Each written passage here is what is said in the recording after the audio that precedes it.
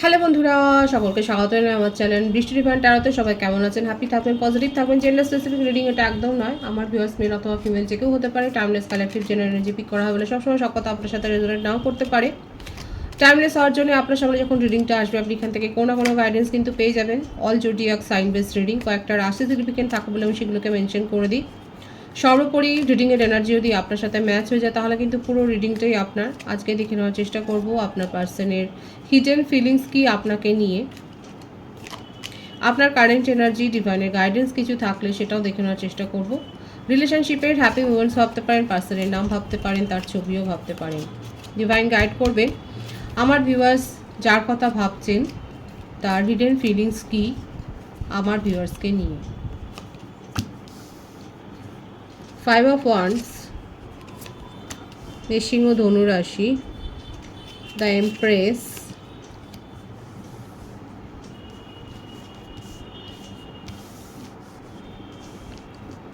Nine of Pentacles, 7 of Pentacles, Knight of Wands,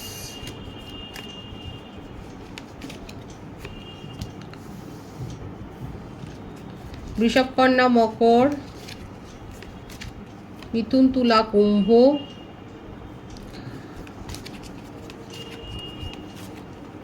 queen of wands,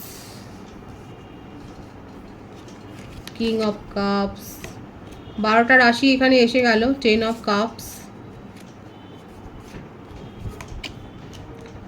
bottom of the deck, justice. দেখুন আপনার person married, এখানে সেই ভাইবসটা খুব প্রবল এসছে। সিচুয়েশান আপনাদের সম্পর্কে অনেক ওঠাপড়া গেছে, অন অফ সিচুয়েশনের মধ্যে দিয়ে অনেক গেছেন। চিটিংয়ের এনার্জি এসছে এখানে, আর সবসময় আপনাকে প্রতিপক্ষ করে দিয়েছে, আপনার উপরে দোষ দিয়ে দিয়েছে, নিজে ভিকটিম রোল প্লে করেছে। ওনার জীবনে ম্যারেজ যদি নাও হয়, একাধিক সম্পর্ক রয়েছে, বেশ মজ মস্তিতে থাকতে উনি পছন্দ করেন। এছাড়াও অনেক প্ল্যান করে, কিন্তু সেই প্ল্যানগুলোকে কি করে সাকসেস করবেন কিংবা তার তাগিদও হয়তো নেই মনের মধ্যে। প্ল্যানগুলোকে সাকসেস করার তাগিদটাও তার মধ্যে নেই। আপনাকে নিয়ে যতটা না ভাবেন নিজের খুশি, নিজের হ্যাপিনেস, দেখুন ওনার জীবনে যেই থাকুক না কেন, আপনার যদি মনে হয় আপনাকে ছাড়া আশেপাশে অনেকে রয়েছে, এখানে দেখা যাচ্ছে জেন্ডার স্পেসিফিক রিডিং নয়, এখানে দেখাই যাচ্ছে যে ওনাকে প্যাম্পার করার লোকের অভাব নেই ওনার জীবনে। কিন্তু আপনি যদি ভাবেন যে হ্যাঁ তাহলে তাদের দিকেই বেশি ঝুঁকে আছেন, সেটা মোটেও নয়। আপনার পার্টনার দেখা যাচ্ছে নিজেকে নিয়েই মস্তিতে থাকতে পছন্দ করেন, নিজের ভালো লাগা, নিজের খুশি, এগুলোর প্রায়োরিটি তার কাছে অনেক বেশি। যেখানে এতটুকু নেগেটিভিটি পাবেন, যেখানে তার মনে হবে যে তার এনার্জিকে কেউ ড্রেন করছে, বা সেখানে উনি বাধা ফেস করছেন, কোনো অবস্টাকেল ফেস করছেন, সেখান থেকে বেরিয়ে যাবেন। নিজের প্রফেশনাল লাইফ, মানি মেকিংয়ের ওপর খুব বেশি ঝোঁক, ফাটকা খেলতে পছন্দ করেন, স্টক, শেয়ার এসবেই হয়তো ইনভেস্টমেন্ট ওনার আছে। আর ওনার একটা পুরনো রোগ, যখনই সিরিয়াস কোনো ম্যাটার হবে উনি পালিয়ে যাবেন, উনি আপনাকে পাত্তাই দেবেন না। সিরিয়াস কোনো ম্যাটারে উনি আপনাকে পাত্তা দেবেন না, উনি এড়িয়ে যাবেন, সিচুয়েশান থেকে পেরিয়ে যাবেন এবং অ্যাভয়েড করবেন।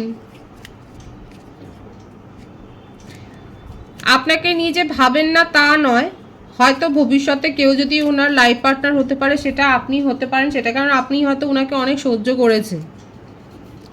আপনাকে নিয়ে তার কি প্যাশন আছে সেটা উনি বলবেন না। আপনি যে অনেক সহ্য করেছেন, উনি ওনাকে প্যাম্পার করেছেন, ওনাকে কেয়ার করেছেন, উনি এত সব কিছু যে করেছেন, এই যে একটা এত রং বিহেভিয়ার একটা করেছেন। অনেকেই আছে আমার ভিউয়ার্সের মধ্যে, আপনারা আপনার পার্টনারের এই যে ব্যবহারটাকে আপনারা সহ্য করেছেন। দেখুন জাস্টিস পাচ্ছেন উনি নিজের কর্মে, কোনো না কোনো আইনগত ঝামেলাতে তো ফেসেছেন।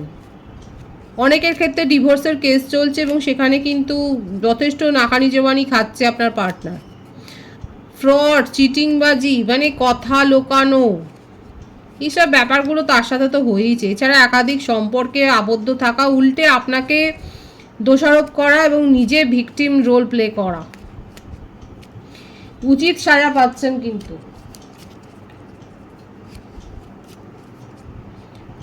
উচিত সাজা পাচ্ছে, কোনো আইনগত ঝুট ঝামেলায় ফেসে গেছে, কোনো পুরনো কেস হয়তো ওনার রিওপেন হয়েছে, অফিসে কোনো আইনি সমস্যায় ফেসে গেছে।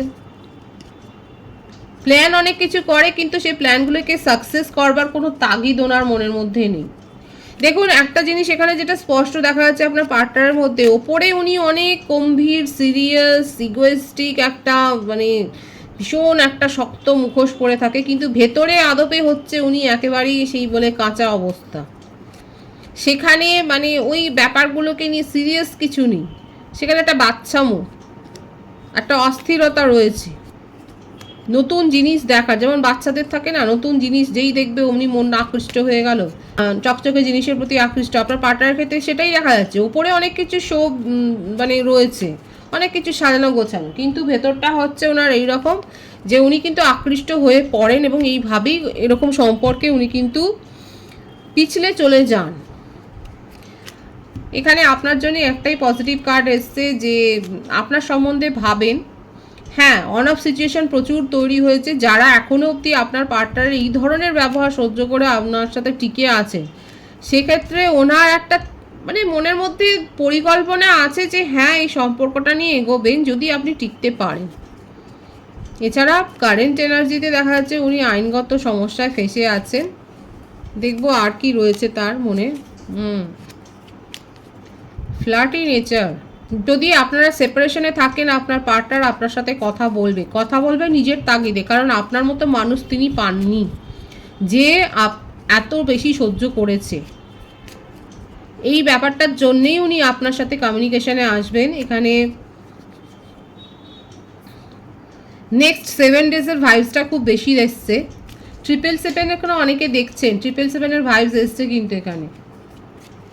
আমার ভিউয়ার্সরা মনে হয় অনেক কালেকটিভলি এই সম্পর্কের যন্ত্রণা সহ্য করতে না পেরে নিজেরা স্পিরিচুয়াল হয়েছেন, নিজের ফোকাস চেঞ্জ করছেন। আপনার পার্টনারের মধ্যেও দেখা যাচ্ছে খানিকটা হলেও এই যে উচিত কর্ম পেয়েছেন না, কর্মাটা ফেস করছেন বলেই উনিও এখন নিজের মন মানসিকতার একটু পরিবর্তন করেছে। আচ্ছা, বার্থডেটা বলে দিই, 11, 5, 7, 9, 10, 18, 27, 25, 16, 28, 19, 1। বার্থ মান্থ যেটা এসছে মে, নভেম্বর, জুলাই, জানুয়ারি, অক্টোবর, জুন, এই মাসগুলো বেশি দেখাচ্ছে। ভাইস ভার্সা হতে পারে। সুতরাং যারা সেপারেশনে আছেন কিংবা খুব কম কথাবার্তা হচ্ছে, আপনার পার্টনার নিজের তাগিদেই আপনার কাছে ফিরে আসছে। এখানে একটু তো স্বার্থবাদী দেখা যাচ্ছে। দেখুন কার্ডের ভাইবস এসছে, আমি কিন্তু আমার তরফ থেকে কিছু সংযোজিত করছি না। এখানে কার্ডের ভাইবসে যেটা দেখা যাচ্ছে যে একটু তো স্বার্থবাদিতা থেকেই উনি আপনার সাথে যোগাযোগটা করতে চাইছেন। এছাড়াও এই যে কর্মাটা ফেস করছে, যে ঝুট ঝামেলায় ফেসে গেছে, একমাত্র কাঁধে মাথা রেখে কাঁদবার জন্য আপনিই রয়েছেন। এটা উনি খুব ভালো করে জানেন যে হ্যাঁ আপনাকে ভোলাতে উনি খুব ওস্তাদ, ভুলিয়ে দিতে উনি পারবেন।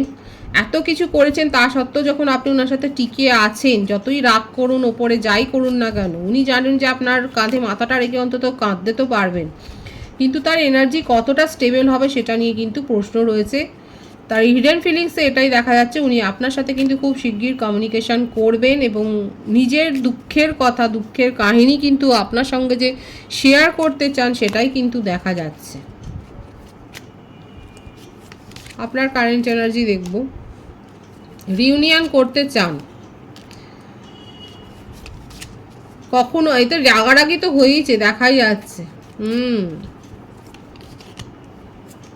অনেক পুরনো সম্পর্ক, গভীর সমব্যথা, গভীর সহমর্মিতা, সমবেদনা, অনেক ভাবেন আপনি আপনার পার্টনারকে নিয়ে। দীর্ঘদিনের একটা সম্পর্ক রয়েছে। কারো কারো ক্ষেত্রে আপনারা বন্ধু, কলিগ, ধৈর্য নিয়ে অপেক্ষা করছেন। ডিভাইনের ব্লেসিংস আছে। আপনি খুব ভালো করে জানেন যে ওনার দ্বারা আপনি কতটা আহত হয়েছেন। উনি যে বারবার করে মানে আপনি একটা আশা বুকে বেঁধে নিয়ে যে যান, সম্পর্কটা তৈরি করেন, রিবিল্ড করেন এবং উনি যে সেখানে জল ঢেলে দিয়ে চলে যায় সেটা আপনি খুব ভালো করে জানেন। কিন্তু তবু আপনি রিউনিয়ন করতে চান এবং অপেক্ষা করছেন তারই জন্যে। নিজের ফোকাসটা চেঞ্জ করছেন। এখন রেগে আছেন ঠিকই, কিন্তু আপনার রাগটাকে জল করতে ওনার 2 সেকেন্ড লাগে।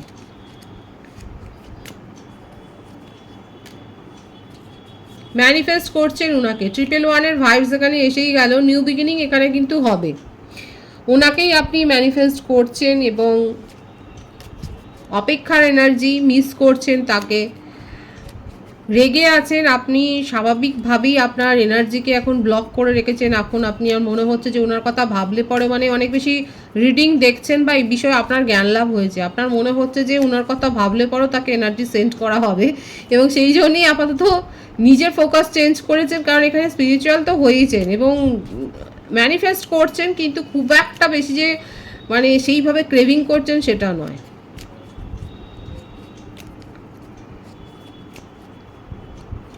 সুতরাং রিউনিয়ন আপনিও করতে চান, আর ডিভাইনও দেখাচ্ছেন নিউ বিগিনিং এখানে হবে। আপনার পার্টনারও নিজের তাগিদে একটা মানে নিজের মনের দুঃখের কথা কাউকে বলবে বলে উনি এগিয়ে আসছেন, সেটাই দেখা যাচ্ছে। ডিভাইনের গাইডেন্সটা এখানে দেখব। 8 of পেন্টিক্যালস, 2 of swords, 4 of cups.